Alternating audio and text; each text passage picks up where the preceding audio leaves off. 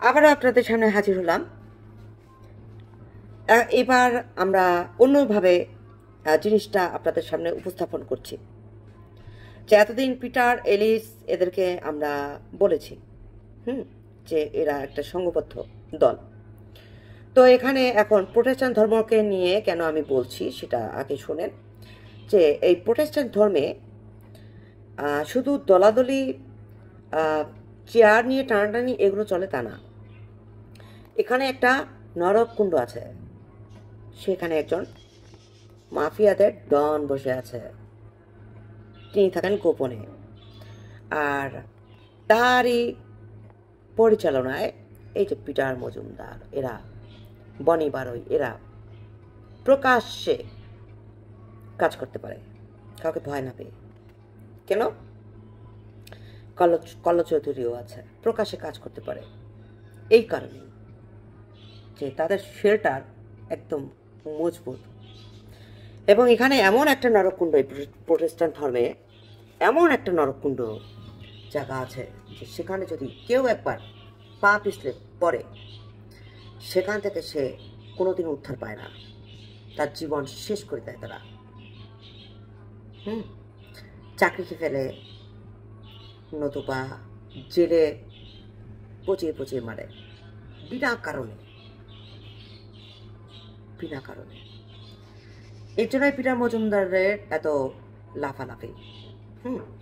তো আগেই বলেছি, আপনাদের সামনে আবারও তুলে ধরছি যে পিটার দিবাকর মজুমদার রেভারেন্ট পদটা তিনি এটা তার ভাইয়ের মাধ্যমে পেয়েছিলেন, বড় ভাইয়ের মাধ্যমে এই নামটা, রেভারেন্ট পদটা পেয়েছিলেন, কেন তার সেই যোগ্যতা ছিল না। আর পরবর্তী ধাপে তিনি এখন এতটাই জঘন্য খারাপ, তাকে মাফিয়াই বলি, তো তিনি প্রকাশ্যে কখনো কাজ করে না, তিনি তাদের চেলাদেরকে ব্যবহার করে থাকে। এবং সেই চেলা হিসেবে মাইকেল রিপন আছে, অশোক দেবশর্মা আছে, অরুণকান্তি বিশ্বাস আছে, আরও অনেকে নাম আপনাদের সামনে তুলে ধরলে আপনারা হাঁপিয়ে উঠবেন। এলিস আছে, তার নিজের ভাই এলিস। তো এই যে এই করা, এই যে দেখেন, যখন এই ইভাঞ্জেলিক্যাল সেল চার্চ শুরু হয়, যখন এটা নিয়ে মামলায় পড়ে যায়, যখন জানাজানি হয় সব কিছু, যখন এই তার আরেক ভাই যখন এটার বিরুদ্ধে লড়াই করতে থাকে, এক ভাই প্রথমে যখন জানে, তখন সে যখন বলে, তখন তাকে এই পদ থেকে সরিয়ে দেওয়া হয়। কিন্তু এটা তারই গঠন করা ছিল। সে একটা খুব ভালো মন নিয়ে তিনি বিদেশে থাকে, সেই ভাইটা, তার কথাই বলছি। তিনি আমি তার সঙ্গে পরিচিত আছি। আমার হাজব্যান্ড ওখানেই জব করতো, সেই উনি যেখানে থাকে সেখানে তারা দুজনে, আমার স্বামীর সাথে তারা দুজনে একসঙ্গে জব করতো, এবং সেই হিসেবে তাদের ঘনিষ্ঠতা, সেই সূত্রে সেই ভাইকে আমি চিনে থাকি। এখন কথা হলাম, আমি একটা ছোটোখাটো একটা রিপোর্টার। আমি যতদূর পারি, আমি এটা যেটুকু পারি আমি একটু সংগঠন একটু নিয়ে আসি এগুলো আপনাদের সামনে। তো যেটাই হলো সেটা হচ্ছে গিয়ে যে সেই ভাইকে প্রথম সরিয়ে দেয়, তারপরে এই ভাই কাজ করতে থাকে। এই ভাই যখন প্রতিবাদ করে তখন তাকেও একদম ফাঁসিয়ে দেয়, এমনভাবে যা কল্পনার বাইরে। এবং এরকমই চলে আসছে প্রোটেস্ট্যান্ট ধর্মে। এখানে একটা জায়গায় আছে, বললাম না যে এখানে একজন ডন আছে, মাফিয়া ডন, যিনি প্রধান। তিনি হচ্ছেন আড়ালে একদম ঘুপচিতে, তাকে কেউ চেনে না, জানে না, ঘুপচিতে বসে কাজ করেন তিনি, অনেক প্রভাব তার। এবং তাদের হয়ে এই পিটার মজুমদার, পিটার, বনি, কল্লোল এরা কাজ করে থাকে। এই সূত্রে যাই এখন যে সেই কনস্ট্রাকশন, সেই লিভিং ওয়াটার সেন্টার, যেটা এখন খুব হাইফাই করে করেছেন পিটার মজুমদার।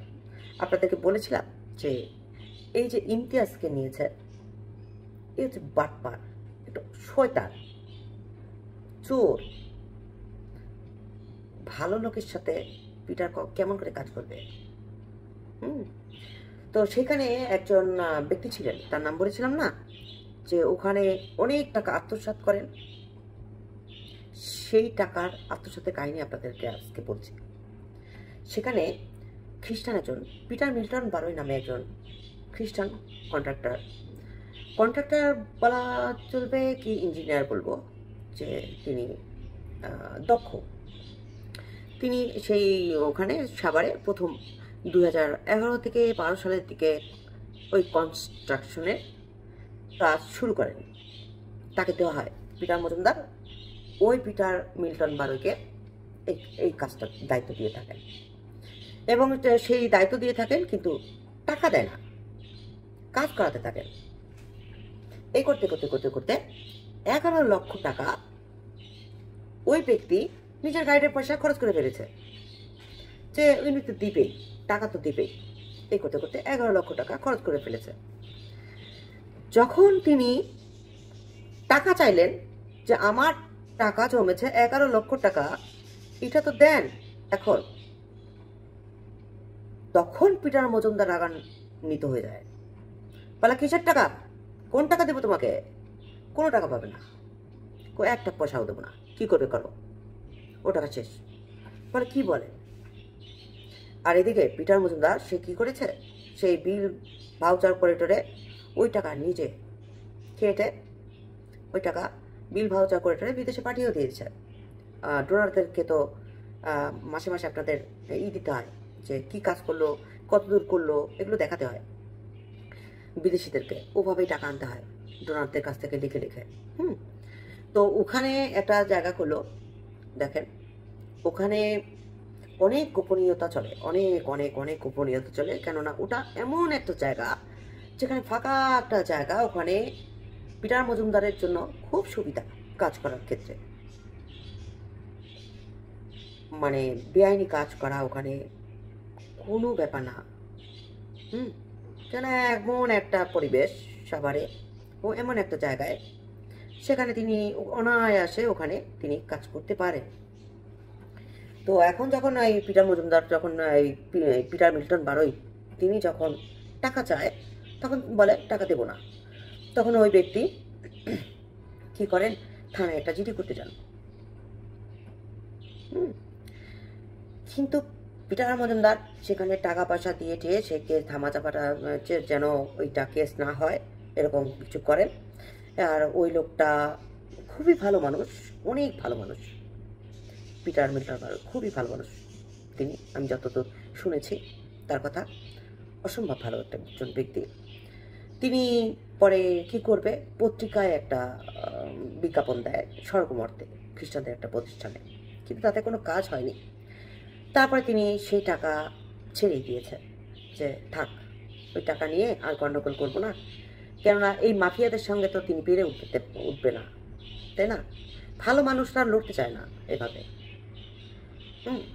কেননা এরা হচ্ছে কুত্তা, এরা একজনের পায়ে কামড় মারলে এখন সেও যদি কামড় মারে, এটা হয় না।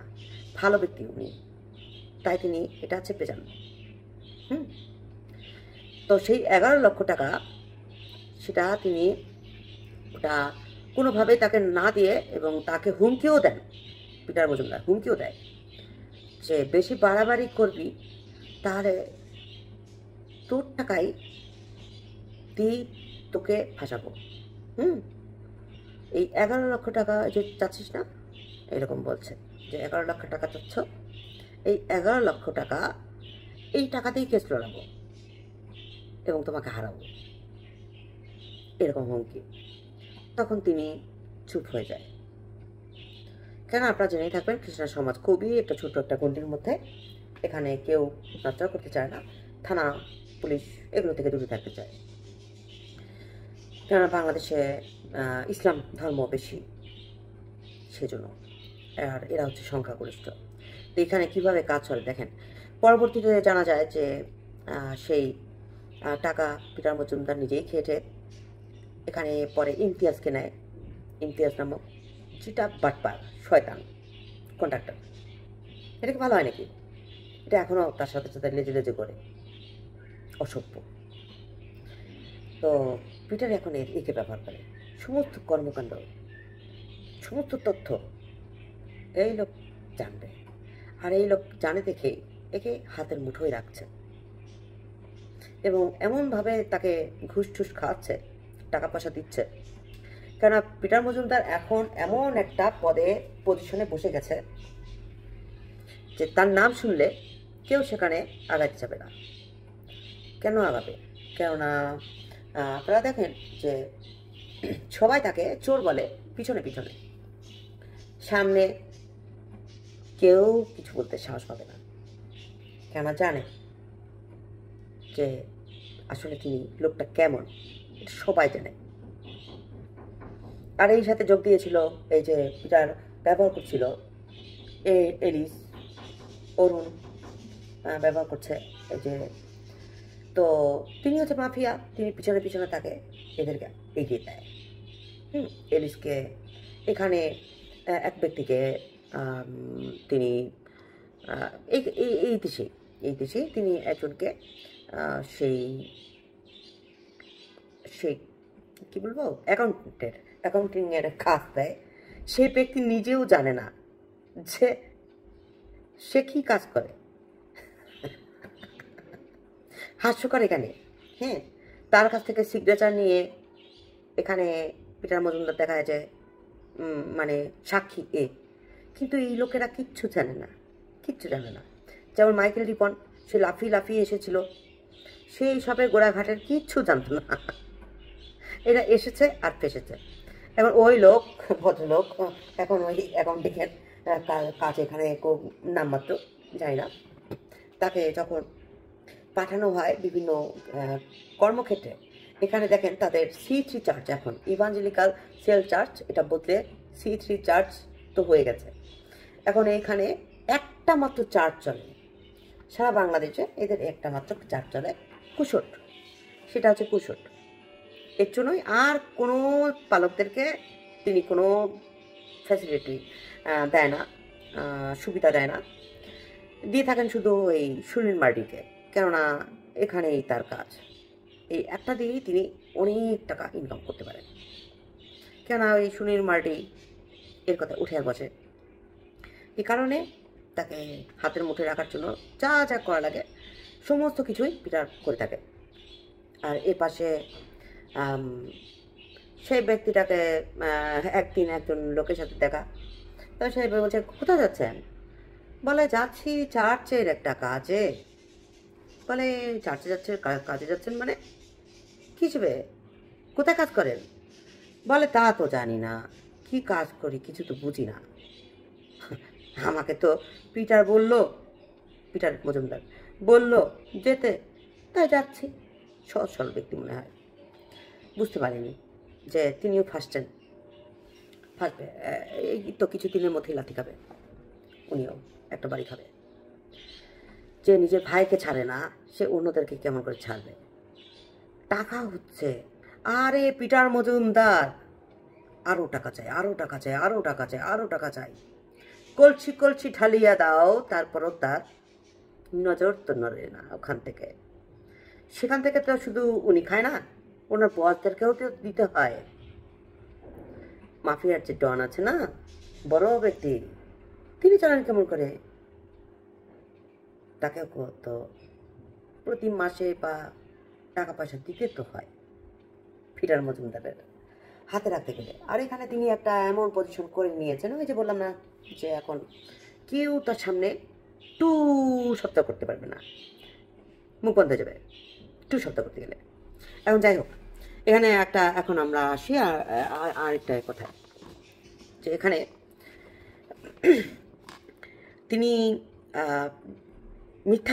পিটার মজুমদার মিথ্যা কথায় খুব পটু। তিনি কাজ করেন অবৈধ এবং বেআইনি সমস্ত কাজ তার, কিন্তু তিনি চেয়ারে থাকেন। প্রথমে ছিলেন জেনারেল সেক্রেটারি পদে, হ্যাঁ, একটা চেয়ারে, ওই চেয়ারটা শুধু তার একটা নামমাত্র। ওটার অন্তরালে তিনি আসলে কাজ করে থাকেন লিভিং ওয়াটার সেন্টারে গিয়ে গুপ্ত কাজ করে থাকেন, যেখানে ওই যে বাইবেল সোসাইটি, যেখানে যে বললাম না যে বাইবেল ছাপানোর একমাত্র কাজ হচ্ছে বাইবেল সোসাইটির। সেই কাজ তিনি ওখান থেকে নিয়ে লিভিং ওয়াটার সেন্টারে ওখানে গিয়ে কাজটা সমাপ্ত করেন। কেন ওখানে চুপি চুপি করা যায় অনেক কাজ, কেননা সাভারে ওখানে এমনই একটা জায়গায় ওইটা লিভিং ওয়াটার সেন্টারটা। আর ওখানে যতজন যায়, যারা যায় সমস্ত যারা ওখানে যা কিছু হয় সমস্ত কিছুর প্রতিবেদন পিটার নিজে ওখানে মানুষ দিয়ে ছবি টবি তুলিয়ে ওই ছবি টবিগুলোই তিনি বিদেশে ডোনারদের কাছে পাঠান। সত্যিটাই যে তার যে ধর্ম তিনি আলাদা একটা ট্রাস্ট খুলে বসেছেন, এনজিও, যে মিনিস্ট্রি, এটা নামমাত্র। এটা নামমাত্র, এটা চলছে টাকা আনার জন্য, শুধু টাকা আনার জন্য। এখানে অনেক জায়গায় তাদের দেখবেন প্রপার্টি, অনেক জায়গায় প্রপার্টি, অনেক জায়গায় চার্চ। একবার যে ভাইটাকে সে নিজে সরিয়েছে চুরির অভিযোগ দিয়ে, এখন আবার স্বার্থ যখন দরকার পড়েছে, এখন আবার সেই ভাইটাকে আবার কাজে ঢুকিয়েছে রাজশাহীতে। তার পিটার মজুমদার এরকমই কাজ করে থাকে। এবং পিটার মজুমদারের সিগনেচার যা কিছু থাক, তিনি সব জায়গায়, মানে এত চালাক, মাফিয়ার এত চালাকি হয়, সত্যিটাই। এবং তার সেখানে এখন কিছুটা অন্য কথায় আসি, যে নেদারল্যান্ড ভিত্তিক একটি এনজিওর নাম 3XM। হ্যাঁ, তো এদের কার্যক্রম ছিল মিডিয়া ভিত্তিক, ছোটোখাটো একটা মিডিয়া ভিত্তিক। মিডিয়ার মাধ্যমে ছোট ছোট নাটক বানিয়ে, এই লোকদের কাজ হচ্ছে সুসমাচার নাটক বানিয়ে সুসমাচারগুলো মানুষের কাছে পৌঁছে দেওয়া, এই মিনিস্ট্রির কাজ ছিল। তো এই প্রতিষ্ঠানের কর্মকর্তারা যখন বাংলাদেশে আসে, তখন ওই যে বিএসিপি প্রতিষ্ঠানটা খোলা হয়েছে না, ওখানে তো ওই যত মানুষ আসে ওখানে গেস্ট হাউস, ওখানেই ওঠে, গেস্ট হাউসেই ওঠে। এবং সেখানেই তো সমস্ত কিছু, ওখান থেকেই পিটার মজুমদার ডোনার সব কালেক্ট করে, সমস্ত কিছু হাতাহাতি ওখান থেকেই চলে, বুঝেছেন? এবং তার প্রত্যেকটা কাজের সঙ্গী হচ্ছে কাজল সেনগুপ্ত, প্রত্যেকটা কাজের সঙ্গী, তার অবৈধ কাজের প্রত্যেকটা কাজের সঙ্গী কাজল সেনগুপ্ত, যিনি এখন অস্ট্রেলিয়াতে আছে, যিনি এখন সেই C3 চার্চের সাথে জড়িত আছে। এদিকে কল্লোল চৌধুরীর স্ত্রীর সাথে তার প্রেম প্রীতি, তাকে ছাড়তে পারে না, তাই কল্লোল চৌধুরীকে ওখানে একটা বাসা করে দিয়েছে, দোতলা, 3তলাও হয়ে যাবে, ওটা সমস্যা নেই, টোনা সব ঠিকঠাক, ওটা আলাদা করে দিয়েছে যে ওটা দিয়ে তুমি চালাও, যাতে তার গার্লফ্রেন্ডের যেন কোনো কষ্ট না হয়, বুঝেছেন? তো আপনারা যা দেখবেন, যে মনে করে থাকেন যে খ্রিস্টান সমাজে এই বড় বড় ব্যক্তিত্বগুলো এরা বুঝি খুবই ভালো চরিত্রের, আসলে না। এদের ভিতরের অন্তরালের যে কাহিনীগুলো, এগুলো আপনাদের জানা নেই। এগুলো আপনাদের, মানে এরা গোপনে গোপনে এইভাবে কাজ করে থাকে মানুষকে, মানুষের জন্য এইভাবে কাজ করে থাকে। তারা এত খারাপ মাফিয়া ডন, খুবই খারাপ।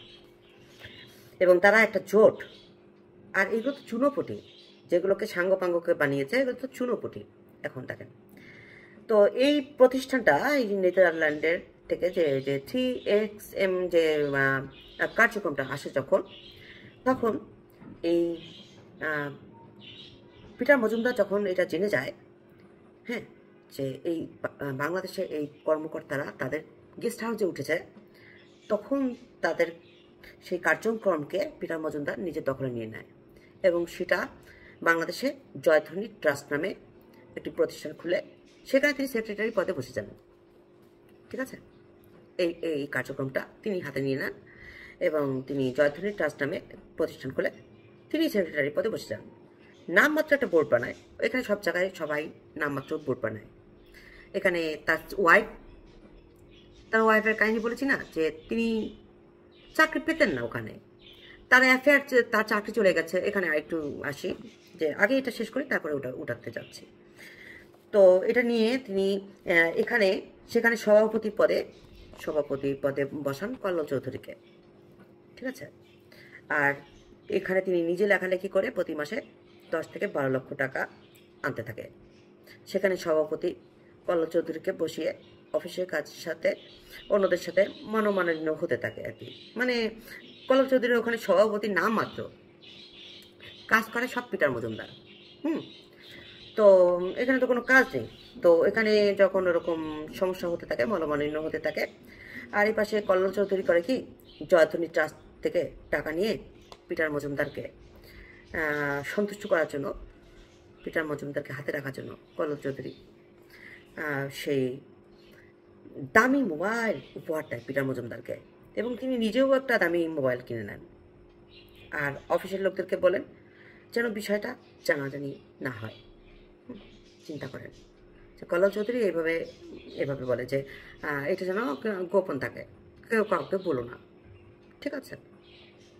তো এভাবেই তিনি কার্যক্রমটা চালিয়ে গেছেন, যে পিটার মজুমদারকে দামি দামি গিফট মানুষের কাছ থেকে এভাবেই আসে পিটার মজুমদারের হাতে।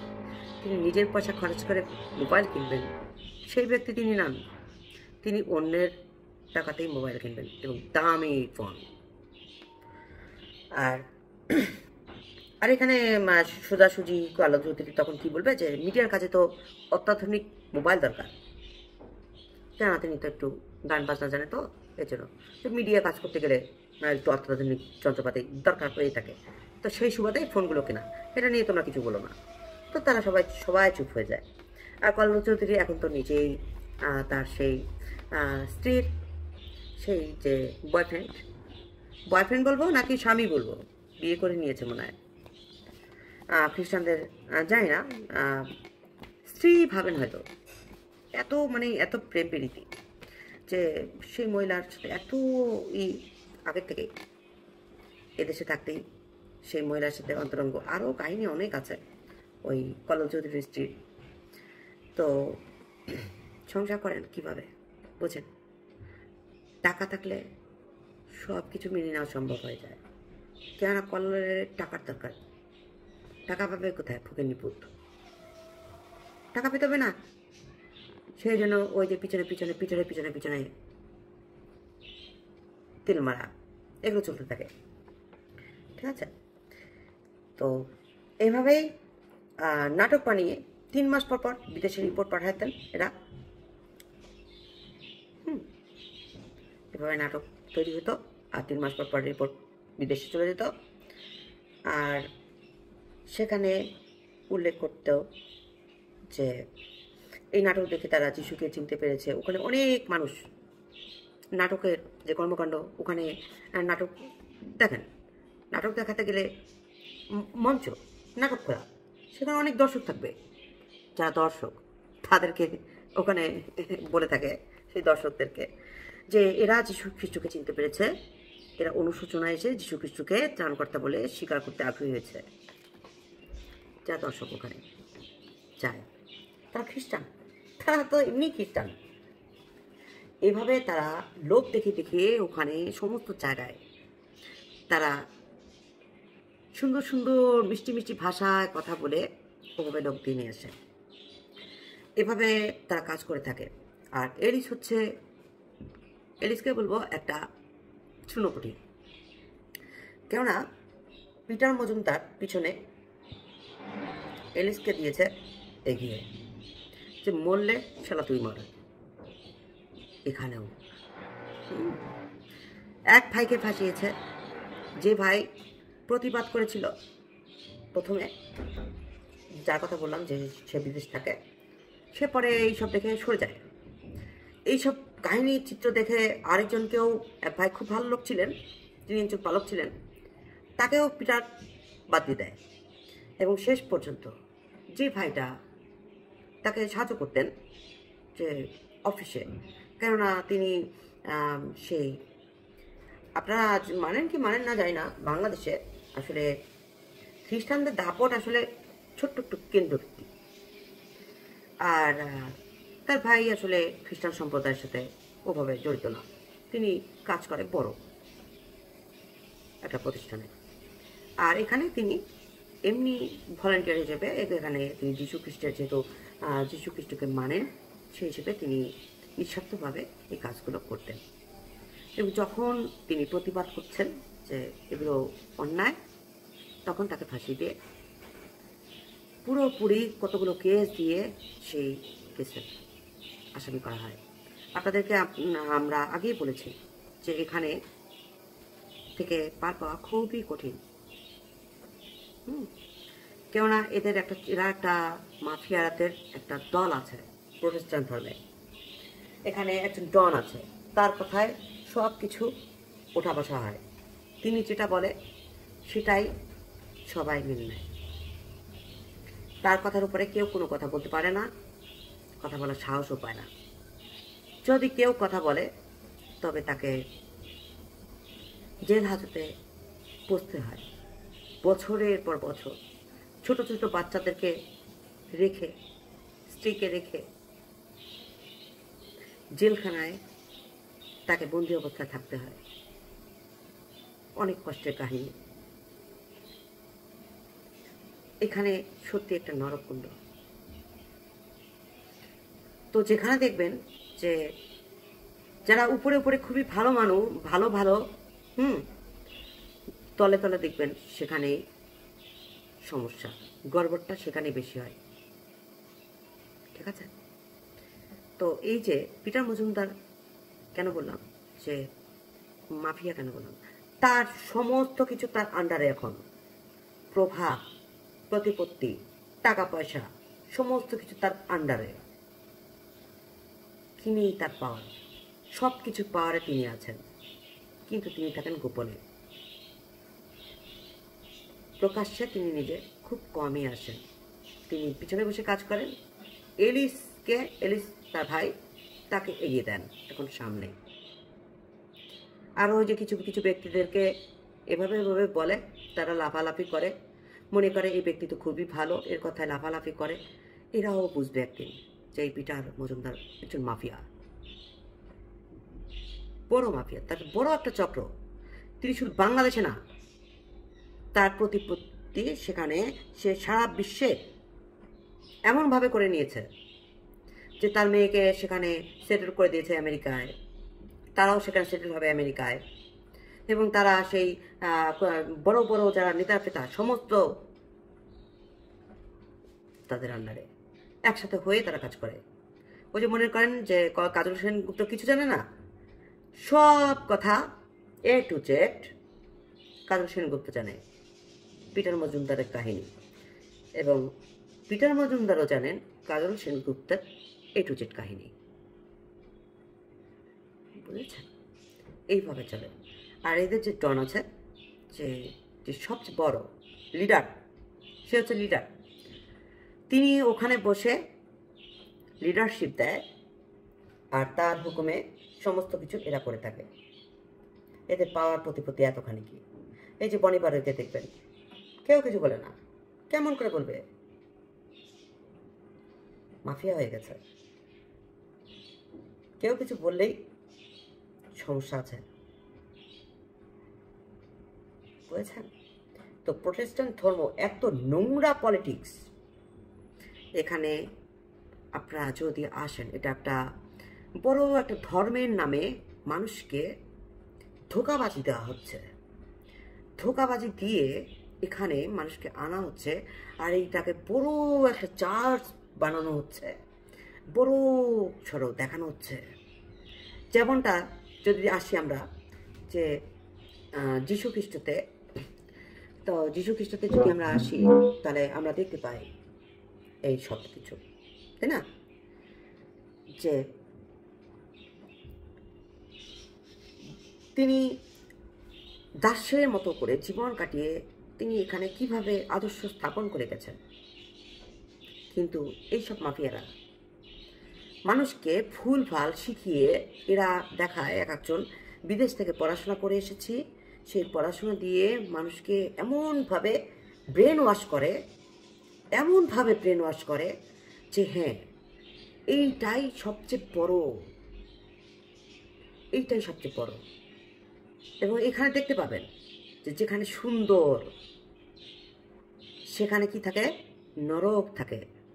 তো এইখানেও বিবিসিএসে একটা নরকক্ষেত্র আছে। সেখানে একবার যদি কেউ শিকার হয়, সেখান থেকে তার বের হওয়া খুব মুশকিল।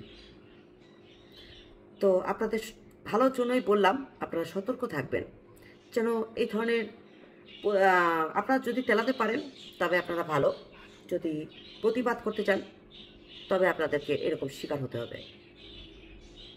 এটাই বাস্তবতা। প্রোটেস্ট্যান্ট ধর্মের আড়ালে চলছে মাফিয়াদের একটা চক্রের বড় একটা সেই দাপট, ক্ষমতার দাপট, লড়াই, টাকা পয়সা হাতানো, সমস্ত কিছু বলবো সেই ফরেন রাজার মতো হয়েছে। প্রোটেস্ট্যান্ট ধর্ম ফরেন রাজা মনে করে থাকেন, প্রোটেস্ট্যান্ট ধর্ম হচ্ছে ফরেন রাজা। তো এর চেয়ে বেশি বিবরণ আর কীভাবে দেবো আপনাদেরকে বলেন? এত পয়েন্ট আপনাদের সামনে তুলে ধরছি, এবং এরা একে অন্যের সেবা তো দূরের কথা, একে অন্যের পিছনে কিভাবে পাশ দেবে সেই জন্য একেবারে ওত পেতে থাকে।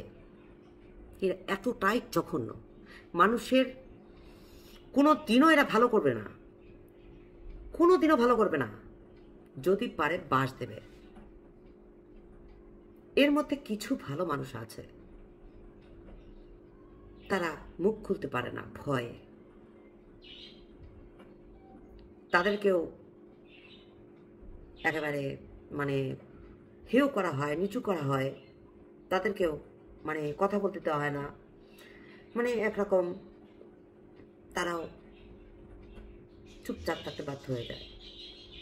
তো এইসব নোংরা পলিটিক্সের মধ্যে আসলে যিশু খ্রিস্ট কি এইসব নোংরা পলিটিক্স চেয়েছে না, কিন্তু এখন এই প্রোটেস্ট্যান্ট ধর্ম এটা কি বলবো, বিবিসিএস, এটা একটা বলবো নরককুণ্ড আছে এখানে। একটা দেখতে সুন্দর, সেই লোটের মতো দেখতে সুন্দর, যান এবং গিয়ে দেখবেন শেষ পর্যন্ত সদম গমোরায় পৌঁছেছেন। আর যেখানে দেখবেন যে অব্রাহামের মতো মরুভূমি, সেই পথে হাঁটেন, কষ্টের পথে নিজেরা, তাহলে দেখবেন যিশুর পথ আছে সেখানে। এইসব মাফিয়াদেরকে আর তেলায়েন না, ওই যে বাঁচতে চাচ্ছেন বলে তেলাতেলি করছেন, অ্যাভয়েড করেন। যদি দরকার পড়ে তাদেরকে অ্যাভয়েড করে দূরে সরে যান, যে এইসব ব্যক্তিদের কাছ থেকে দূরে সরে থাকি, এটা আমাদের জন্য মঙ্গল। কেন এখানে অনেক নাম উঠে আসে, মিলন পাটোয়ারি, বনি বারোই, কল্লোল চৌধুরী, অনেক নাম আসে। এরা হচ্ছে বড় বড়, এরা হচ্ছে বড় বড়, আর চেলাপেলা হচ্ছে এলিস, মাইকেল, রিপন বিশ্বাস, এদের মতো লোকেরা, পালকরা, আরও কিছু পালক আছে। এরা হচ্ছে এইগুলা, চিন্তা করে না কোনো কিছুতেই, এরা হচ্ছে এগুলো। এরা মানে নিজেদের ইচ্ছা মতো চলবে, দাপট খাটাবে। কে চাও? আমি রাজা, আমরা সবাই রাজা, আমরা সবাই রাজা, তাই না? তো মনে রাখবেন একটা কথা, একটা রাজা শয়তান জগতে আছে, তা আমাদের প্রভু যীশু খ্রিস্ট মহান রাজা, রাজাদের রাজা, প্রভুদের প্রভু, বাহিনীগণের সদা প্রভু, একমাত্র ঈশ্বর। যদি মানতে হয় তাকে মানেন। এই সব দলাদলি ভণ্ডামির মধ্যে থেকে আপনারা যতদূর পারেন দূরে থাকেন। এখানে নাটক চলে, নাটক চলে। এইসব নাটকে আপনারা পা দিয়েন না। যদি পা দেন ওই তেলাতেলি করতে হবে, কি দরকার আছে? এক সময় আপনাদেরকে ফাঁসতে হবে, আর এখান থেকে যদি ফাঁসেন, বললাম না নরককুণ্ড, এখান থেকে বের হওয়া মুশকিল। আর আমরা সত্যের পক্ষ নিচ্ছি, কোনো বেআইনি কোনো কথা আমরা আজ পর্যন্ত বলিনি। আমাদের ইউটিউব চ্যানেলে সমস্ত সত্য কথা বলছি, এবং তাদের একটা ধারণা আছে, তাদের একটা ভুল ধারণা আছে যে এইটা বুঝি, তারা সব জায়গায় এটাই প্রকাশ করে থাকে, আমি শুনেছি যে এটা করে থাকে হচ্ছে গিয়ে ওই সেই বিদেশে যে ভাইটা থাকে না, তার সেই যে ভাইটাকে ফাঁসিয়েছে এরা, তার ওয়াইফকে মনে করে থাকে। আসলে তিনি আর আমি আলাদা। তিনি কি করেন আমি জানি না, আমি জানি তিনি অসুস্থ, সিকনেস তার, তিনি অসুস্থই থাকেন। আর আমি হচ্ছে গিয়ে আমার হাজব্যান্ডের পরিচয় তো দিলামই, যে আমার হাজব্যান্ড সেই বাইরে, সেখানে ওই যে ভাইটার কথা বলেছি যে এই টুকটি চ্যানেলটা চালায়, তার সাথে কাজ করতো এবং তার সুবাদেই ওখানে তার সাথে পরিচয় আমাদের। আমি একটা ছোটোখাটো একটা রিপোর্টার, তাই আপনাদের সামনে আমি আসতে পারি না, কেননা আমারও একটা ঝুঁকির রয়েছে, সেই জন্য আপনাদের প্রকাশ্যে আমি এইসব কথা বলতে পারি না। কেননা ধর্মে সবাই একটু, এটা একটা সেন্সিটিভ জায়গা। ধর্মকে ক্যারি করে, এই জন্যই তো পিটার মজুমদাররা এই জন্যই তো ধর্মকে ক্যারি করছে। এগুলো সেন্সিটিভ জায়গা বলেই তো, এখানে কেউ হাত দিতে পারবে না বলেই তো এইসব জায়গা এরা দখল করে নিয়েছে, বুঝেছেন? তো এরা এত খারাপ, চিন্তার বাইরে, এদের মুখোশের আড়ালে আস্ত শয়তান বসে আছে ভিতরে। এরা কেউ আত্মিক লোক না, এরা কেউ আত্মিক লোক না, সবাই ঠং দেখানো লোক, আত্মিক লোক। এরা কেউ আত্মিক লোক না, এরা সবাই হচ্ছে সেই ফরন রাজার মতো, মিশরের বন্দিত্বে রাখবো, কিছু হলেই হুমকি থামকি। এই যে বললাম না যে ট্রেজারারকে ফাঁসিয়েছে, নিজের ভাইকে ফাঁসিয়েছে, তার স্ত্রীকে অসুস্থ করে দিয়েছে, তার স্ত্রী রাজি হয়নি ওই এলিসা আর পিটারের খবরে আসতে, তাই এত কিছু নাড়াচ্ছে কলকাঠি। এভাবেই তারা কাজ করে থাকে।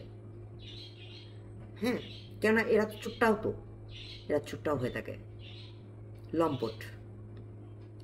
এর জন্য এদের নজর ছিল সেই ট্রেজারারের ওয়াইফের উপরে, আর টাকা তো আছেই সেই সাথে।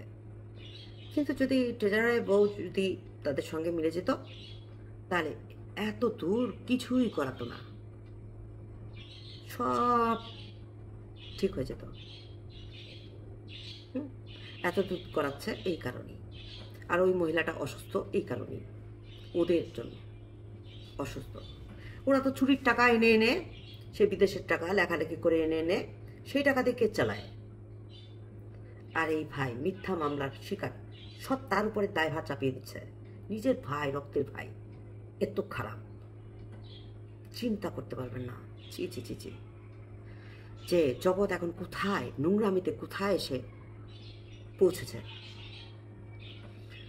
তো আজকের মতো এখানে আরেকটু বলে রাখি যে পিটার মজুমদারের ওয়াইফের একটা কাহিনী বলেছিলাম না, যে তার সাথে একটা, তিনি যখন ওয়ার্ল্ড ভিশন একটা প্রতিষ্ঠান, সেখানে চাকরি করতেন। সেখানে ওই নিজের যোগ্যতায় কোনোদিনও চাকরি পাননি। ওসব বানোয়ার মিথ্যা কথা, তিনি নিজের যোগ্যতায় কোনোদিনও চাকরি পায়নি। তো তিনি ওখানে প্রজেক্টের পরে প্রজেক্ট বন্ধ হয়ে গেছে, আসলে তা না। তিনি ওখানে কাজ করতেন এবং কাজ করতে করতে ওখানে তার বসের সঙ্গে তার লটর পটর শুরু হয়ে যায়। তো ওভাবে করতে করতে তারপরে এর জন্য তাকে চাকরি থেকে ওখান থেকে বের করে দেওয়া হয়, বুঝেছেন?